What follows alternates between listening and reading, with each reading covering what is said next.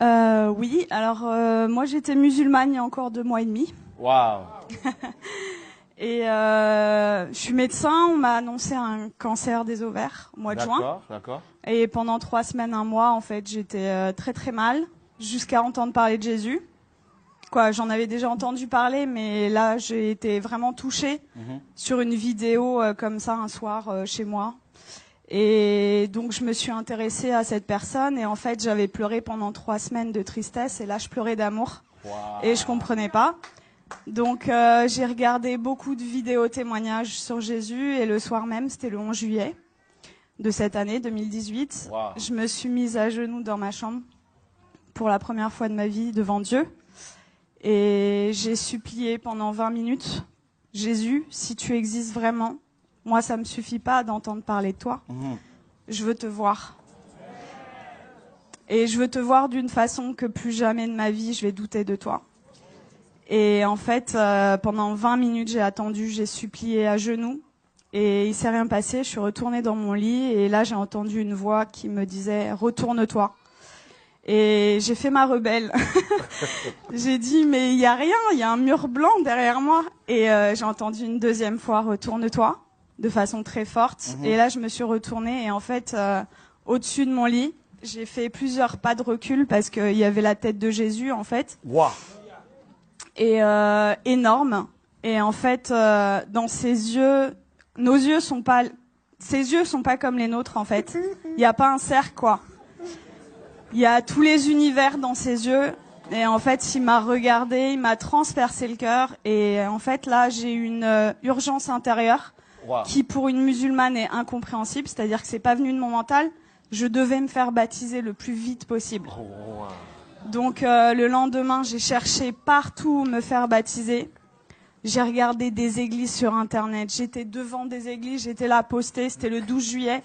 Et ça parlait pas à mon cœur. Je disais non, non, non. Les catholiques, les protestants, non, non, non. Et à la fin de la journée, j'ai dit à Jésus, tu m'as donné cette envie-là, donc guide-moi. Et donc il m'a guidée en fait vers des personnes qui font des baptêmes dans des lacs, des piscines, des trucs. Et donc j'ai été baptisée le 13 juillet 2018. Et là, j'ai vraiment vu, parce que en fait, je suis médecin psychiatre, addictologue, et je croyais pas trop aux esprits, tout ça. Et là, j'ai vu des esprits sortir de moi, etc. Wow. Donc j'ai dit.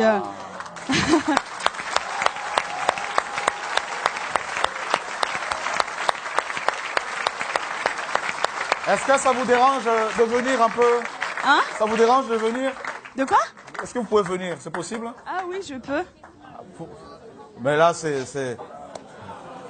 Quand on parle de Jésus ici, là... Wow! Jésus! Attends. Merveilleux, merveilleux, Dieu pour moi, tout-puissant, Créateur, prince de la paix, il me sauve, il me garde en lui à jamais. Merveilleux, mon sauveur, mon Dieu, mon wow!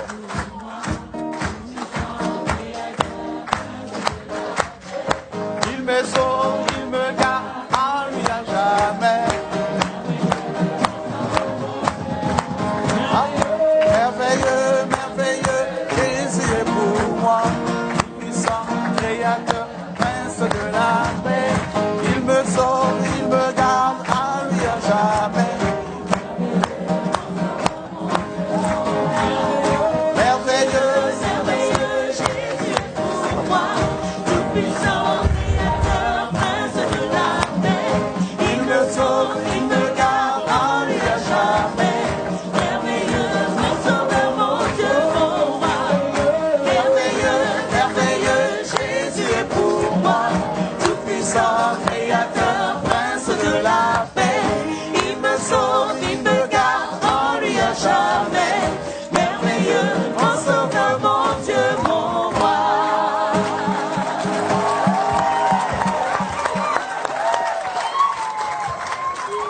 Wow. Donc je continue. Donc là, j'ai vu des esprits sortir de moi et je rentre chez moi, c'était le 13 juillet. Et là, dans mon lit, je commence à parler une langue où je comprenais rien. Et là, je dis, mais qu'est-ce que c'est que ça? Et en fait, on m'a dit après, c'est du parler en langue. Mais chez les musulmans, ça n'existe pas. Donc moi, j'avais jamais entendu parler du parler en langue. Et ça a duré 3/4 d'heure, 1 heure. J'ai parlé une langue où je comprenais 0 mot. Et en fait, j'ai senti une énergie remonter de mon ventre. Et je prenais comme ça. Et je jetais, en fait. Ça a duré 3/4 d'heure, 1 heure. Et là, au bout de 3/4 d'heure, 1 heure, j'ai arrêté de parler. Et j'avais des douleurs depuis 4 ans, tous les jours. Et là, pour la première fois depuis 4 ans, plus aucune douleur.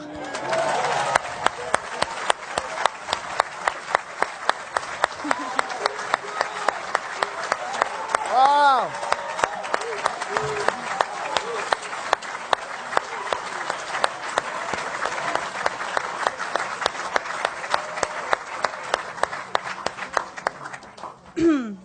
Et donc là, j'ai dit, ok, je suis guérie, c'est bon. J'ai pris rendez-vous chez mon gynéco le 17 juillet. Et j'arrive et je lui montre les examens complémentaires, les marqueurs tumoraux, l'IRM pelvienne. Et il me dit, bon, écoutez, alors c'est une maladie très sévère. On va opérer, on va faire un traitement, etc. Et là, je le regarde avec le sourire et je lui dis, vous savez pas ce que je vais vous dire? Je suis guérie. Et là... Et là, il me dit, comment ça, je comprends pas. Il m'a écouté quand même parce que je suis médecin, j'ai un cabinet juste à côté de chez lui, quoi. Donc il savait que c'était pas n'importe, voilà. Et là, je lui dis, mais en fait, je suis guérie. Et il me dit, bon, parce que le déni en médecine, ça existe beaucoup. Il me dit, bon, allez, on va faire l'échographie. Et en fait, là, il me fait l'échographie et il était bouche bée.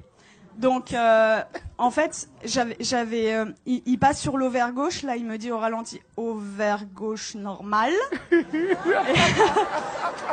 Et après, il passe sur l'ovaire droit et il me dit, ah, il y a 2 images. Je dis, ouais. Et il me dit, ah, mais attendez, c'est des follicules de maturation. Donc, en fait, les follicules de maturation, c'est ce qui donne les ovules. Et moi, je n'en avais plus. Donc, en fait, là, mes ovaires étaient morts et ils sont revenus à la vie. Oh.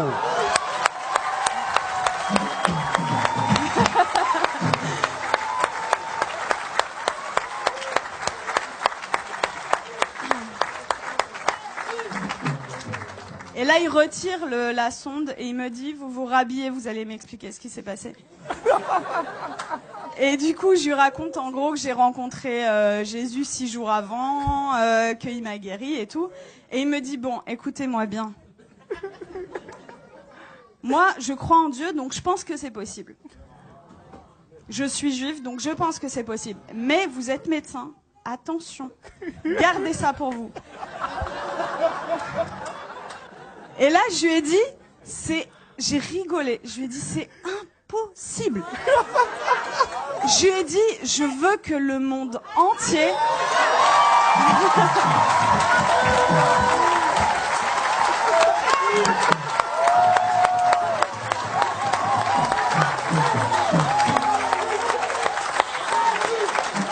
Jésus, Jésus, Jésus, Jésus, Jésus, Jésus, Jésus, Jésus, Jésus,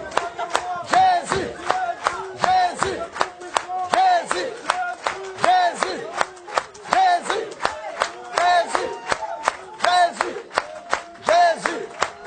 Jésus,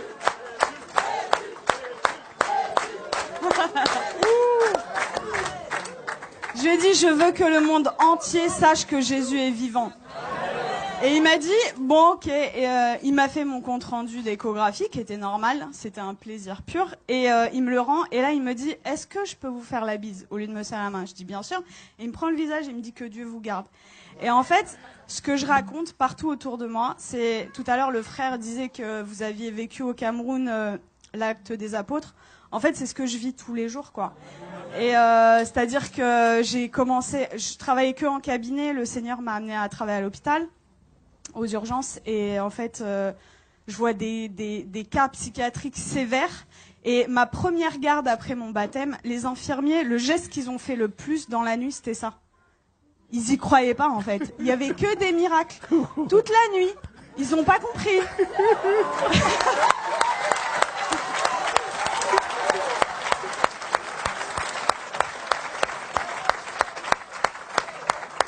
Et en fait, partout où je vais, partout où le Seigneur donc est avec moi, il se passe des miracles. Et c'est ce que je dis, en fait. Moi, ça fait que 2 mois et demi que je suis chrétienne.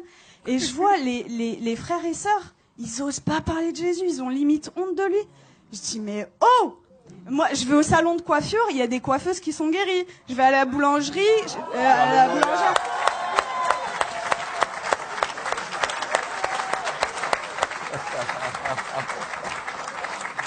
En fait, j'aime beaucoup cette expression. En fait, je dis que le Seigneur, c'est l'antidote à tout. Et le monde entier a le poison. C'est-à-dire qu'ils connaissent pas Jésus. Moi, j'ai 33 ans. J'ai attendu 33 ans pour qu'on me parle de Jésus. Mais attendez, mais moi, j'aurais voulu que quelqu'un vienne me parler de Jésus.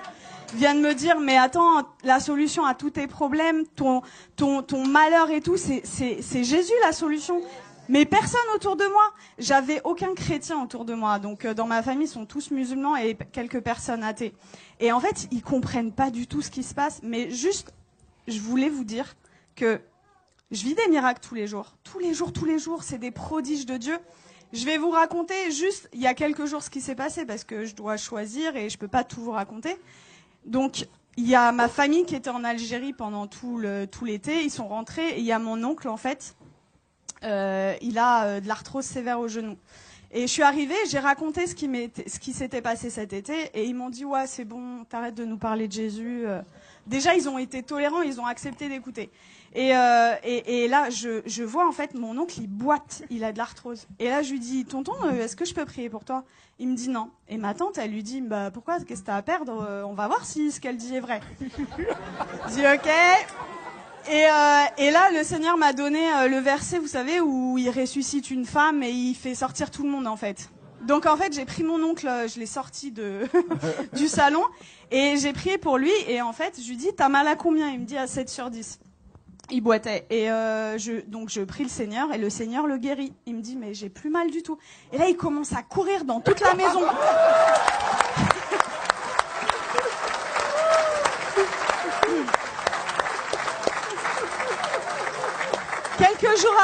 Quelques jours après, je retourne dans la famille et là, il me dit, Nermine, tu vas pas me croire, j'ai vu mon ophtalmo. En fait, il voit son ophtalmo 2 fois par an, et pour son glaucome. Donc, le glaucome, c'est une maladie chronique, c'est à vie, c'est comme le diabète. Et il me dit, l'ophtalmo, il a pas compris, j'ai plus de glaucome. Il lui a dit, je peux pas t'arrêter les 2 traitements parce que voilà, mais j'en arrête 1 sur 2. La prochaine fois, s'il y a plus rien, on arrête le 2e, quoi. Et donc ça, c'était mon oncle et mon père qui a 80 ans, musulman depuis 80 ans. Wow. J'ai été le voir, ça faisait très longtemps que j'étais pas allée le voir, au moins 6 mois, 1 an. J'ai été le voir jeudi dernier. Et en fait, je lui ai raconté ce qui m'est arrivé. Il a été guéri.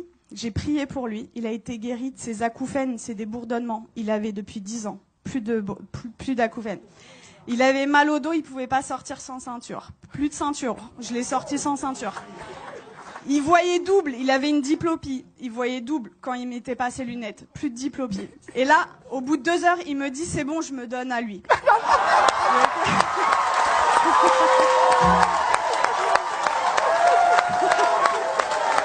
Jésus!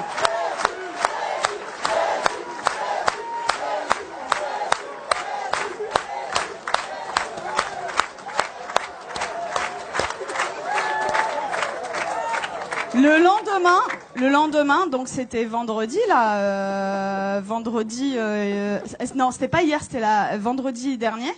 Vendredi, j'arrive, donc le lendemain, en fait là, il me dit, tout ce qu'on s'est dit là, t'oublies, c'était des bêtises, tu me parles plus de Jésus. J'étais choquée. Je dis bon, ok. Et là, dans ma tête, au bout de 2 minutes, je dis non, ça va pas se passer comme ça. Et ça, vraiment, les frères et sœurs, c'est un truc hyper important. Vous priez, mais il faut proclamer aussi ce qui est écrit dans la parole. Et donc, dans ma tête, j'ai dit, je proclame qu'il appartient à Jésus. Je proclame qu'il appartient à Jésus. Et donc, j'ai proclamé.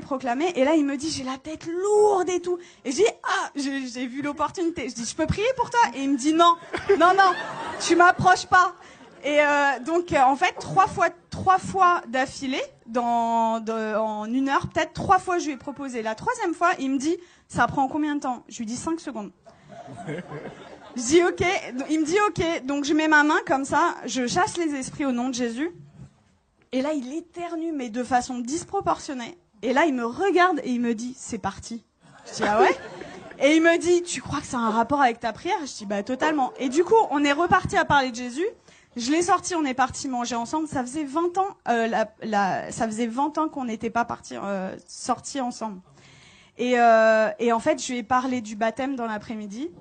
Et dans l'après-midi, il me dit, ok, je suis ok pour être baptisée. Donc là, j'étais là, j'ai dit, je vais te baptiser dans ma baignoire, mais je voulais pas le faire toute seule. Donc j'ai écrit à des frères et tout, oh, mon père, il veut se faire baptiser, qui sait? Et du coup, j'ai un frère qui est venu, et à 21h vendredi dernier, j'ai baptisé mon père.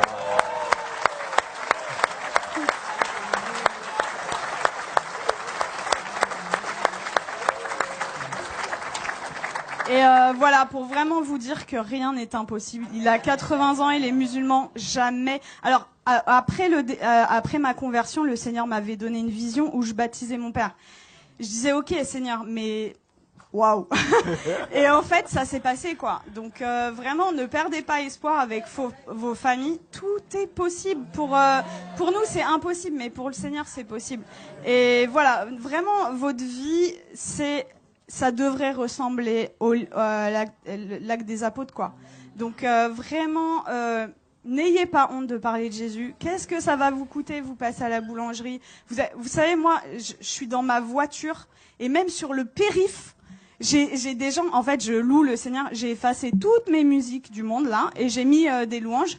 Et donc je chante et tout, et même sur le périph', il y a des gens, ils passent sur le périph', ils me font comme ça, et moi j'ouvre ma fenêtre et je leur dis Jésus est la réponse. Et voilà, et en fait, ça franchement, si moi, en tant que médecin et venant d'une famille de musulmans, je prends le risque, vous qui avez votre famille, etc., qui croyez, mais osez quoi, parler de Jésus tout le temps, parce que voilà, j'ai une image qui m'était venue, c'est limite non-assistance à personne en danger, en fait, de pas parler de Jésus. C'est l'antidote des antidotes à tout, et vraiment, quand vous découvrez un antidote et que quelqu'un en face de vous a le poison, ben vous gardez pas l'antidote pour vous, quoi, c'est égoïste. Donc il faut le partager. Wow. Voilà. Et tout à l'heure, je suis arrivée, j'ai parlé avec Laurent et ça m'a beaucoup touchée parce que quand j'étais petite, en fait, quand on me demandait quel métier tu veux faire, je disais Mère Teresa. Et dans une famille musulmane, vous imaginez, et ils m'ont dit non, ça va pas être possible. Non, tu vas changer, tu changes. Et du coup, j'ai dit bon bah ok, je veux être médecin. Et en fait, c'est incroyable comment le Seigneur il est en train d'organiser les choses. Et du coup, quand Laurent m'a parlé d'orphelinat tout à l'heure, je sens que j'ai un appel fort Amen. Pour ça. Et voilà, on verra comment le Seigneur fait les choses. Mais voilà, Dieu vous aime beaucoup et croyez. Alléluia.